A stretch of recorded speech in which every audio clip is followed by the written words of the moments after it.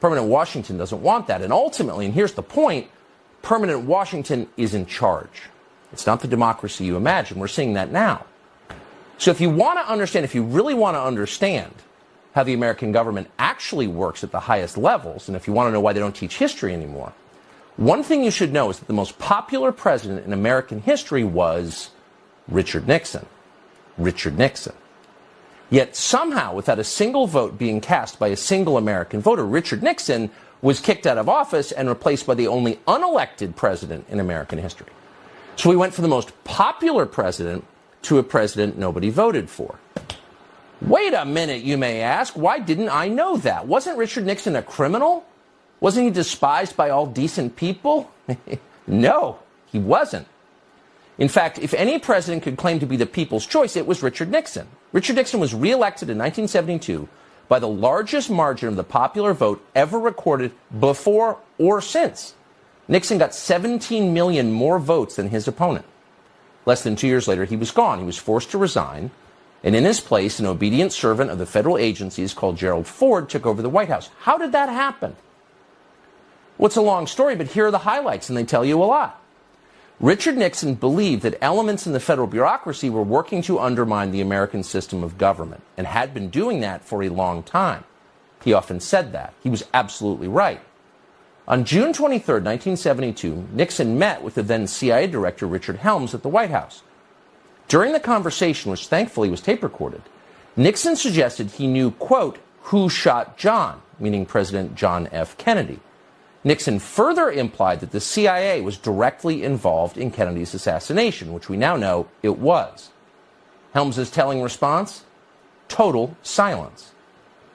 But for Nixon, it didn't matter because it was already over. 4 days before, on June 19th, the Washington Post had published the first of many stories about a break-in at the Watergate office building. Unbeknownst to Nixon and unreported by the Washington Post, 4 of the 5 burglars worked for the CIA. The first of many dishonest Watergate stories was written by a 29-year-old Metro reporter called Bob Woodward. Who exactly was Bob Woodward? Well, he wasn't a journalist. Bob Woodward had no background whatsoever in the news business. Instead, Bob Woodward came directly from the classified areas of the federal government. Shortly before Watergate, Woodward was a naval officer at the Pentagon. He had a top-secret clearance. He worked regularly with the intel agencies. At times, Woodward was even detailed to the Nixon White House, where he interacted with Richard Nixon's top aides. Soon after leaving the Navy, for reasons that have never been clear, Woodward was hired by the most powerful news outlet in Washington and assigned the biggest story in the country.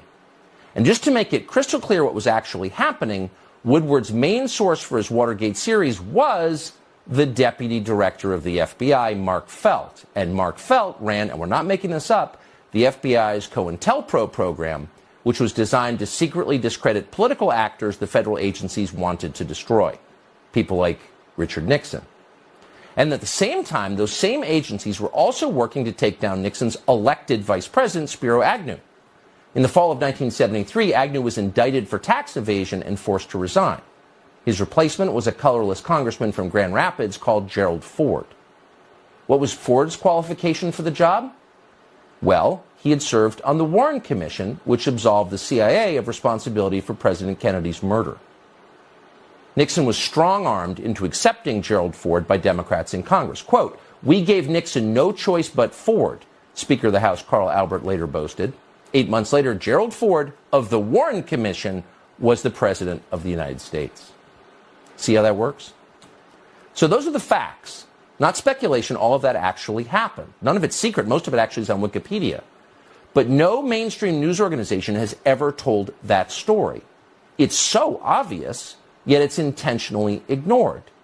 And as a result, permanent Washington remains in charge of our political system.